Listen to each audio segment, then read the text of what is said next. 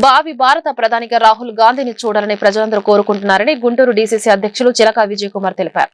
దేశం ప్రమాదంలో ఉన్నప్పుడు ప్రతిసారి రాహుల్ గాంధీ అమూల్యమైన సలహాలు అందిస్తే బీజేపీ అవహేళన చేసిందని మండిపడ్డారు. దేశ సంపదను రిలయన్స్ ఆదానికి ఎన్డీఏ ప్రభుత్వం దోచిపెడుతోందని ఆరోపించారు. గుంటూరు జిల్లా కాంగ్రెస్ పార్టీ కార్యాలయంలో గురువారం రాహుల్ గాంధీ జన్మదిన వేడుకలు ఘనంగా జరిగాయి. ఈ సందర్భంగా ఏర్పాటు చేసిన బర్త్డే కేక్ ను కాంగ్రెస్ నేతలతో కలిసి ఆయన కట్ చేశారు. ఈ మేరకు మాజీ ఎమ్మెల్యే లింగంశెట్టి ఈశ్వరరావుతో కలిసి చిలక విజయ్ కుమార్ మీడియాతో మాట్లాడారు. రాహుల్ గాంధీకి జన్మదిన శుభాకాంక్షలు తెలిపారు. రానున్న కాలం కాంగ్రెస్ దేనని స్పష్టం చేశారు. పెద్ద నోట్ల రద్దు ఒక స్కామ్ అని, భారత్ పాక్ యుద్ధం కూడా ఒక డ్రామా అని మండిపడ్డారు. ముఖ్యంగా చూసుకుంటా ఉంటే ఒక సమస్య మీద పోరాడితే పలానా సమస్య మీద పలానా వ్యక్తి పోరాడాడు, అది ఒక అద్భుతం అని చెప్పుకోవచ్చు. కానీ గత 11 సంవత్సరాల బీజేపీ ప్రభుత్వ పాలనలో ఈ దేశంలో ఏం జరుగుతూ ఉందో మనమందరం చూస్తూనే ఉన్నాం. మనం ఏ రంగాల్లో ఉన్నా, మీడియాలో ఉన్నా, రాజకీయాల్లో ఉన్నా, వ్యాపారాల్లో ఉన్నా, విద్యా వ్యవస్థలో ఉన్నా, ఏ రంగాల్లో ఉన్నా కూడా ప్రతి వ్యక్తి ఈ దేశంలో ఏం జరుగుతూ ఉందో గమనిస్తూ ఉన్నాడు. ముఖ్యంగా చూసుకుంటే రాహుల్ గాంధీ గారు లేవనెత్తిన ప్రతి ప్రశ్నని బీజేపీ ముందు అవహేళన చేసింది. వారికి ఉన్నటువంటి శక్తియుక్తులతో, వారి దగ్గర ఉన్నటువంటి ధనంతో, వారి దగ్గర ఉన్నటువంటి రాజ్యాంగబద్ధమైనటువంటి వ్యవస్థలను వారి గుప్పెట పెట్టుకొని రాహుల్ గాంధీ గారు ఏ ప్రశ్న అయితే ఈ దేశంలో లేవనెత్తుతాడో ఆ ప్రశ్నను ముందు ప్రజల్లోకి రానివ్వకుండా అవహేళన చేసింది. కానీ చివరికి రాహుల్ గాంధీ గారు చెప్పిందే ఈ దేశం నిజమని ఒప్పుకుంది. దానికి అనేక రకాల ఉదాహరణలు ఉన్నాయి. మచ్చుకు ఒక 2-3 మీకు ఒకసారి గుర్తు చేస్తాను. కరోనా అనే మహమ్మారి ప్రపంచంలో విచ్చలవిడి స్వైర వ్యవహారం చేస్తూ ఉంది. దానివల్ల ప్రజల ప్రాణాలు కోల్పోతూ ఉన్నాయి, వారి ఆర్థిక స్థితిగతులు పాడవుతూ ఉన్నాయి. ఈ దేశం చాలా జాగ్రత్తగా ఉండాలి, అతిపెద్ద భారతదేశం మంది, ముందుగా అంతర్జాతీయ విమానాశ్రయాలు, హార్బర్లు ఇవన్నీ క్లోజ్ చేయండి అని రాహుల్ గాంధీ గారు 200-250 మంది మీడియా వాళ్ళ ముందు క్లియర్గా ఒక నెల రోజుల ముందు చెప్తే ఆ వార్తను అవహేళన చేయించారు బీజేపీ వాళ్ళు.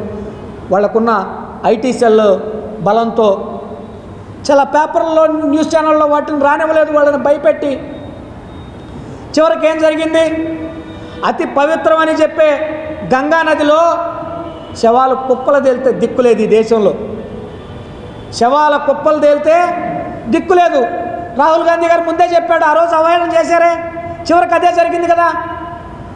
పెద్ద నోట్ల రద్దు ఒక పెద్ద భారీ స్కామ్. ఈ ప్రపంచ చరిత్రలోనే బీజేపీ ఈ భారతదేశంలో శుభాకాంక్షలు తెలియపరుస్తూ వారు దేశ ప్రధాని కావాలని చెప్పే కోరిక మా అందరికీ ఉంది. వారు అవుతారని చెప్పేది నమ్మకం, విశ్వాసం మాకుంది. వారు అవుతే కానీ ఈ దేశానికి ప్రజాస్వామ్యం, సోషలిజం, సెక్యులరిజం సిద్ధాంతంతో దేశంలో ఉండదు. కాంగ్రెస్ పార్టీ ప్రజాస్వామ్యం, సోషలిజం, సెక్యులర్ సిద్ధాంతంతో ఏర్పడిన పార్టీ. ఆ పార్టీ దేశాన్ని అనేక సంవత్సరాలు పరిపాలించి అనేక రంగాల్లో డెవలప్ చేసి పంచవర్ష ప్రణాళిక ద్వారా నెహ్రూ గారు కానీ, మరి ఇరిగేషన్ కానీ, ఎలక్ట్రిసిటీ కానీ, వైద్యం కానీ, విద్య కానీ అనేక రకాలుగా అన్ని రంగాల్లో ఒక స్థితి తీసుకొచ్చింది కాంగ్రెస్ పార్టీ. ఇవాళ పాలకులు చేసింది లేదు, ప్రగల్భాలు ఎక్కువైంది. అదేవిధంగా ప్రపంచ శాంతి కోసం చెప్పని నెహ్రూ గారు 4 దేశాలతో కలిసి అలీనోద్యమాన్ని పెట్టారు. ఇందిరాగాంధీ గారు వచ్చిన తర్వాత 130 దేశాలని మన దేశంలో కూర్చోబెట్టి ఇరాన్, ఇరాక్ ఇద్దరు తన్నుకున్నా కూడా మన దేశానికి వచ్చేవారు ఇద్దరు కూర్చున్నారు. ఆ విధంగా యుద్ధం రాకుండా ప్రపంచ శాంతి కోసం ఎప్పటికప్పుడు అలర్ట్గా ఉండి భారతదేశం ఓ పెద్దన్న పాత్ర ప్రపంచాన్ని పోషించేది. అలాంటి పాత్ర ఇవాళ లేదు. ఎవడు కూడా ప్రపంచంలో కూడా ఉన్నారు. అమెరికా కూడా ఏమాట తెలియదు, మోడీ ఏం చేస్తాడో తెలియదు, సింధూర్ అంటాడు, అరగంటకు మాట్లాడతాడు. అయోమయంగా ఇవాళ ప్రపంచాన్ని కూడా ఉంచిన విషయం మనకు తెలుసు.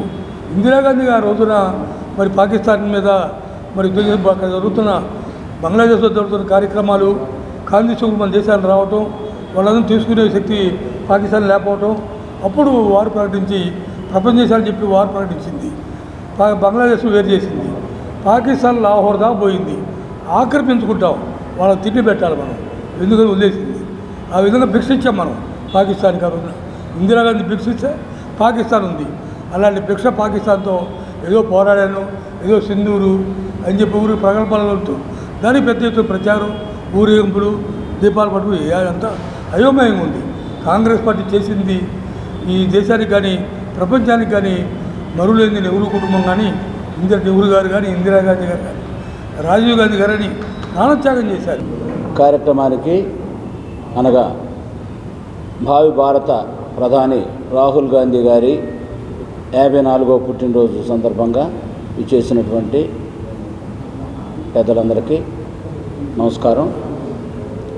భారతదేశం ఇప్పుడు ఎదుర్కొంటున్నటువంటి సవాళ్ళు అన్నీ కూడా మనకు తెలిసినటువంటి విషయమే. భారతదేశం యొక్క ప్రజాస్వామ్య పరిరక్షణ కోసం, రాజ్యాంగ పరిరక్షణ కోసం రాహుల్ గాంధీ గారు చేస్తున్నటువంటి కృషి మనందరికీ తెలిసిందే. భారత్ జోడో యాత్ర స్టార్ట్ చేసి 4000 కిలోమీటర్ల పైగా కాశ్మీర్ నుంచి కన్యాకుమారి వరకు పాదయాత్ర చేసి భారతదేశంలో ఉన్నటువంటి భిన్న వర్గాల ప్రజలు ఎదుర్కొంటున్నటువంటి సమస్యల్ని మన దృష్టికి తీసుకొని వచ్చారు. ఆ కుటుంబం ఎంతో త్యాగనిరత కలిగినటువంటి కుటుంబం. జవహర్లాల్ నెహ్రూ గారే కాదు, వారికన్నా ముందు మోతీలాల్ నెహ్రూ గారి దగ్గర నుంచి స్వాతంత్ర సమర పోరాటంలో పాల్గొని మరి వారి తండ్రి రాజీవ్